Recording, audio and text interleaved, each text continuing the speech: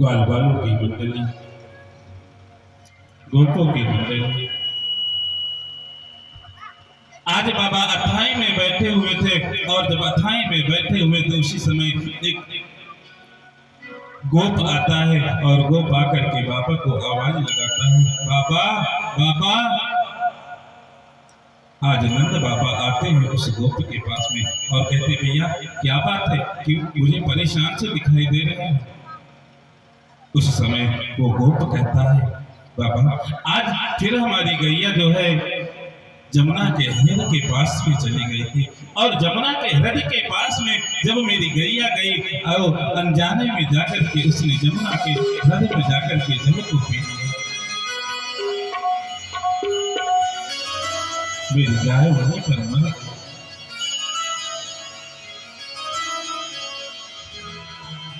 मैया यशोदा भी इस बात को सुन करके आती हैं और मैया यशोदा जैसे ही आती हैं उतने में कन्हैया भी आ जाते हैं और कन्हैया ने मैया के उस आंचल को पकड़ा और आंचल को पकड़ करके कन्हैया कहने लगते हैं, मैया देखना एक ना एक दिन इस कालिया का मैं ही उद्धार करूंगा। मैया कन्हैया की इस बालों को सहलाने लगती है और बालों को सहलाते सहलाते कहती है, ना बेटा कैसी बात कर रहे हो, तुम अभी बहुत छोटे हो और कालिया के विषय में तुम्हें पता नहीं है। वो बड़ा ही विषैला सर्प है और जो भी वहां जाता है ना, वहां जाते ही यदि उस जल की भाप भी यदि किसी पर लग जाती है तो उसकी भी मृत्यु हो जाती है। मेरे गोविंद कहते हैं, कोई बात नहीं मैया, जो होगा वो आगे देख लिया जाएगा। थोड़ी देर बाद एक गोप पुनः आता है और गोप आकर के कहता है, बाबा आज पक्षियों का झुंड उस काले हृदय के ऊपर से जा रहा था और उस जल के भाप के कारण उन पक्षियों के झुंड जो है सारा का सारा उस हृदय में गिर करके मर गया। कन्हैया को बिल्कुल अच्छा नहीं लगा। कन्हैया ने आज ग्वाल बालों को बुलाया और ग्वाल बालों को जैसे ही बुलाया ग्वाल बालों से कहने लगते हैं, चलो आज हम गायों को चराने के लिए नहीं जाएंगे। बलराम जी से कहा, बाबा भैया आप जाओ और जा करके आज गायों को चरा करके आप आओ।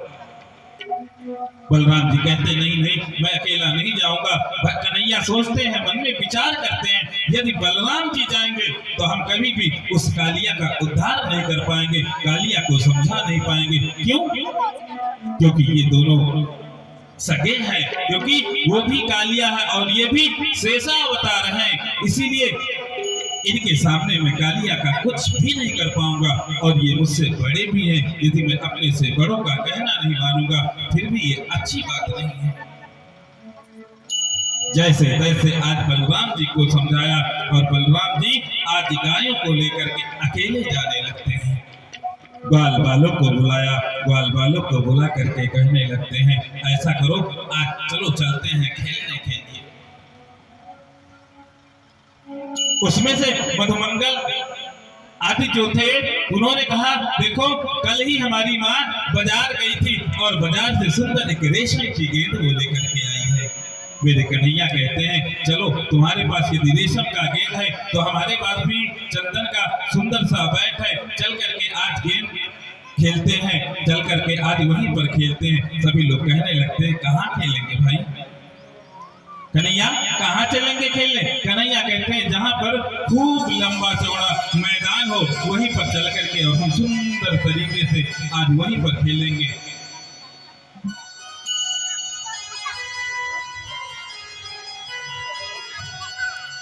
उसी समय ग्वालों की मंडली आज एकत्रित होती है और जब ग्वालों की मंडली आज एकत्रित होती है,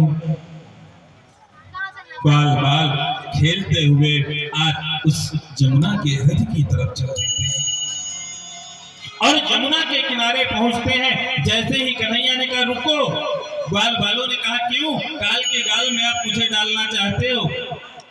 हम लोग प्रतिदिन देखते हैं यहाँ पर किसी न किसी गाय की मृत्यु होती है, किसी न किसी पशु की मृत्यु होती है, किसी न किसी पक्षी की मृत्यु होती है और आप कहते हो रुको यहाँ पर। ग्वाल बाल कहने लगते हैं, कन्हैया देख, तुझे खेलना है तो खेल, ना खेलना हो तो मत खेल, लेकिन हम यहाँ पर नहीं खेलेंगे। कन्हैया कहते हैं, यहाँ नहीं खेलना, यहाँ से थोड़ी दूर पर चलो और थोड़ी दूर पर चल करके तब तो खेला जाएगा ना। ये मैं थोड़ी कह रहा हूँ कि यमुना के बिल्कुल किनारे पर खेला जाए। आज कन्हैया ने सुंदर गेंद अपने हाथ में ली और गेंद लेकर के एक दूसरे के ऊपर मारने लगते हैं और एक दूसरे के ऊपर मारते मारते कन्हैया को थोड़ा सा मौका मिलता है। और जब कन्हैया को थोड़ा सा मौका मिलता है, गेंद अपने हाथ में लेते और हाथ में लेकर के तेज से उस गेंद को फेंकते हैं और जैसे ही फेंकते हैं वो गेंद जाकर के जमुना के हृदय में गिर जाती है। और जैसे ही जमुना के हृदय में वो गेंद गिरती है, ग्वाल बाल सब खड़े हो जाते हैं और खड़े होकर के ग्वाल बाल मन में विचार करने लगते हैं। एक ही गेंद थी और वो भी गेंद जमुना के हृदय में जाकर के गिर गई है। जिस ग्वाल की गेंद थी वो ग्वाल कन्हैया के पास में आता है और कन्हैया के पास में आकर के कहता है, कन्हैया देख, तू राजा का बेटा होगा तो होगा, लेकिन वो गेंद मेरी थी और वो गेंद तू मुझे ला करके दे। कल ही हमारी मैया जो है बाजार से सुंदर रेशमी गेंद लेकर के आई थी और तूने जानबूझ करके उसे जमुना के हृदय में फेंक दिया। कन्हैया कहते नहीं, हमने जानबूझ करके जमुना के हृदय में नहीं फेंका। लेकिन ग्वाल मानने के लिए तैयार नहीं है। वो कहता है मुझे गेंद चाहिए। कन्हैया कहते हैं, ऐसी में तुझे हजारों गेंद, चल मेरे घर में हजारों गेंद पड़ी है, मैं तुझे दे देता हूँ। लेकिन वो ग्वाल कहता है मुझे गेंद चाहिए तो वही गेंद चाहिए, दूसरी गेंद मुझे चाहिए नहीं। कन्हैया ने कहा बिल्कुल वही गेंद चाहिए। ग्वाल कहता है हाँ मुझे वही गेंद चाहिए। कन्हैया ने कहा कोई बात नहीं। कन्हैया कहते हैं फिर रोकना नहीं मुझे, मैं गेंद तो तुम्हारी लाने जा रहा हूं, लेकिन तुम रोकना नहीं फिर मुझे। जो ग्वाल बाल थे वो ग्वाल बाल रोकने लगते हैं, अरे कन्हैया उधर मत जा, उधर मत जा, यदि तुझे कुछ हो जाएगा तो मैं बाबा से जाकर के, मैया से जाकर के मैं क्या बताऊंगा, मैं मैया के सामने किस तरह से अपना मुख लेकर के जाऊंगा। ग्वाल बाल रोक रहे कन्हैया को। कन्हैया लेकिन कहते नहीं, देखो तो इसकी ये गेंद है और ये मुझसे झगड़ रहा है, तो मुझे तो गेंद लाने जानी ही पड़ेगी ना। तो ग्वाल कहता है बिल्कुल जाइए, जाकर के गेंद लेकर के आइए, क्योंकि मैं यदि गेंद लेकर के नहीं जाऊंगा तो हमारी मैया मुझे बहुत डांटेगी और हो सकता है मेरी मैया मुझे मारे भी।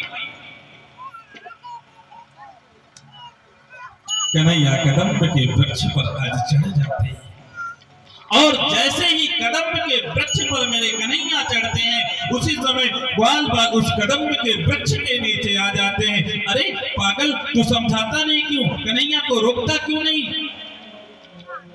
तेरी एक गेंद के लिए कन्हैया के अपने प्राणों की बलि दे दे। वो ग्वाल कहता है नहीं, कुछ भी हो मुझे तो मेरी ही गेंद चाहिए, मुझे तो मेरी ही गेंद चाहिए, इसके सिवा मुझे कुछ भी नहीं चाहिए। कन्हैया कहते देख, मैं जा रहा हूँ हृदय में, यदि तुझे अभी मना करना है तो मना कर दे, क्योंकि हृदय में मुझे कूदने का शौक नहीं है। मैं कालिया के मुख के द्वारा मैं मरना नहीं चाहता, लेकिन यदि तू चाहता है कि मैं हृदय में कूदूं तो तुझे यदि तेरी गेंद चाहिए तो मैं कूदने के लिए तैयार हूँ, लेकिन यदि तू मान जाता है तो मैं इस हृदय में नहीं कूदूंगा। लेकिन ग्वाल बाल कहता है नहीं कन्हैया, मुझे तो मेरी ही गेंद चाहिए।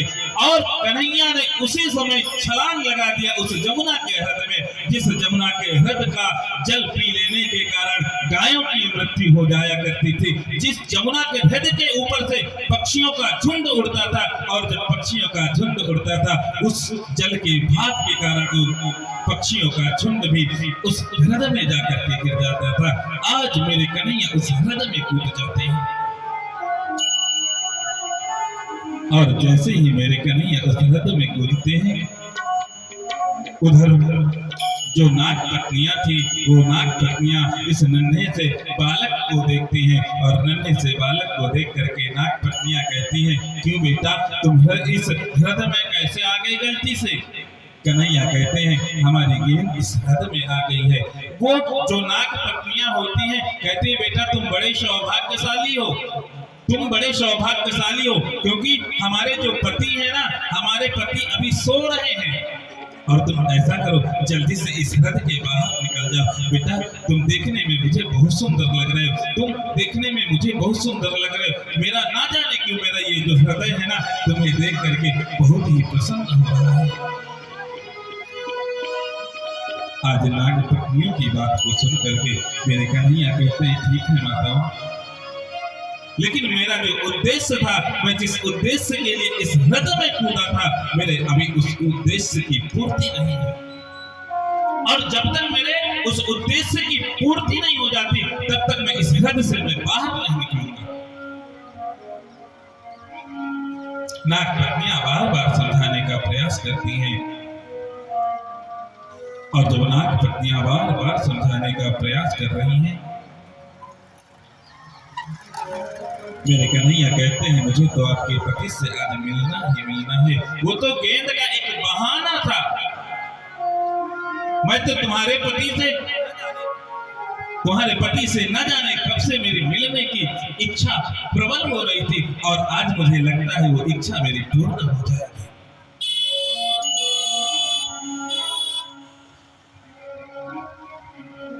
जब नाग पत्नियां बार बार समझाने का प्रयास करती हैं, उतने में मेरे कन्हैया, मेरे गोविंद आज उस कालिया के पास में पहुंच जाते हैं। और वास्तव में कालिया शयन कर रहा था, और जब कालिया शयन कर रहा था, उसी समय मेरे नन्हे से कन्हैया ने आज उसके पूंछ पर, उस कालिया के पूंछ पर चरणों का प्रहार किया। और जैसे ही आज चरणों का प्रहार करते हैं मेरे गोविंद,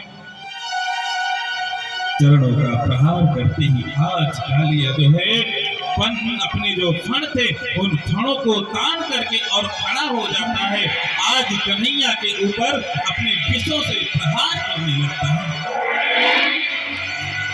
बार बार मेरे कन्हैया उसके विषों के प्रहार से बचने का प्रयास करते हैं। कभी उसके पूंछ के पास में जाते हैं मेरे गोविंद, तो कभी उसके मुख के पास में जाते हैं। मानो आज मेरे गोविंद उस कालिया के साथ में क्रीड़ा कर रहे हैं, उस कालिया के साथ में खेल रहे हैं।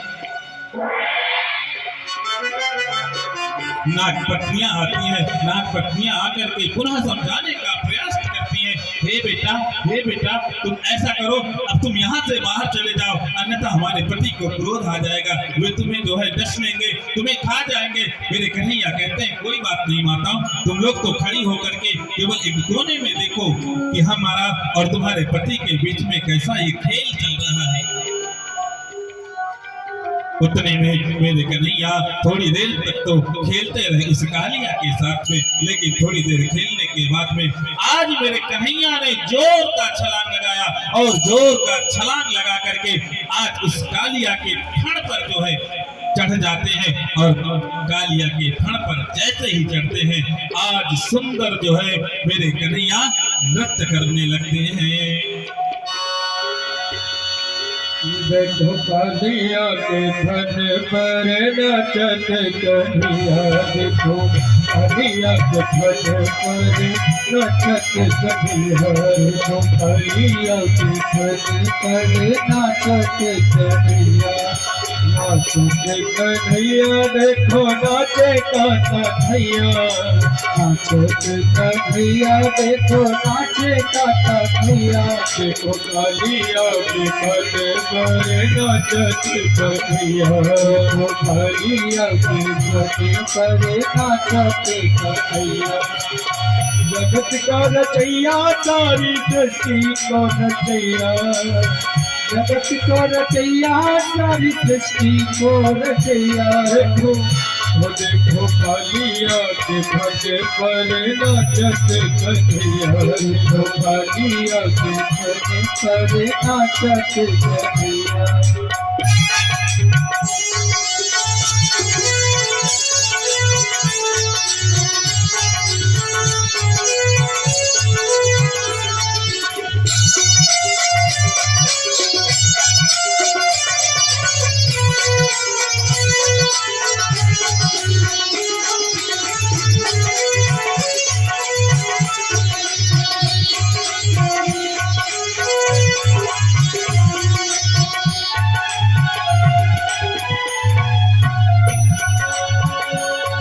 यही वह चरण जो हर आपदा हरण करे, आपदा हरण करे। ये तीन लोक मापते ये गंग अवतरण करे, गंग अवतरण करे। अनादि से शुरादि इनको सर्वदा स्मरण करे, सर्वदा स्मरण करे। भाग्यवान वो जिसने भाग्यवान जिसने नेत्रिया चरण करे, नेत्रिया चरण करे। अति दुर्लभ जग में अति दुर्लभ जग में इन चरणों की थैया। देखो कालिया के भले पर नचते कन्हैया, देखो कालिया के भले पर नचते कन्हैया, नाचते कन्हैया। देखो नाचे काका भैया, नाचते कन्हैया। देखो नाचे काका भैया। देखो कालिया के भले पर नाचते कन्हैया, कालिया के भले पर नाचते कन्हैया। जगत को नचैया सारी सृष्टि को नचैया, जगत को नचैया सारी सृष्टि को नचैया। कालिया के भले पर नचते कन्हैया, कालिया के भले पर नचते कन्हैया, कालिया के भले पर नचते कन्हैया, कालिया के भले पर नचते कन्हैया। आज जैसे ही कालिया के फण पर आज नृत्य करने लगते हैं मेरे गोविंद, आज कालिया के प्रत्येक फण से जो है रक्त निकलता है, और रक्त निकल करके उन्हीं जलों के ऊपर जो है सुंदर, ऐसा श्री सुखदेव जी महाराज राजा परीक्षित को बता रहे कितना सुंदर दृश्य लग रहा है। आज कालिया के शरीर से जो रक्त निकल रहा है आज वो जलों पर पड़ रहा है, और जलों पर मानो पुष्पों की वर्षा हो रही हो, ऐसा भाव देख करके आज मेरे गोविंद ने जैसे ही नृत्य करना प्रारंभ किया, आज नागपत्नियां समझ जाती हैं और नागपत्नियां आकर के हाथ जोड़ती हैं गोविंद के सामने, और गोविंद के सामने जैसे ही नागपत्नियां आकर के आज हाथ जोड़ करके प्रार्थना करती हैं कि न्यायो हि दंडा कृतिक विशेषमिन् एतावतारा खलने ग्रहाय रिपो सुताना मपितुल दृष्टे तस्येदनं फल मेवानुशंसनम्।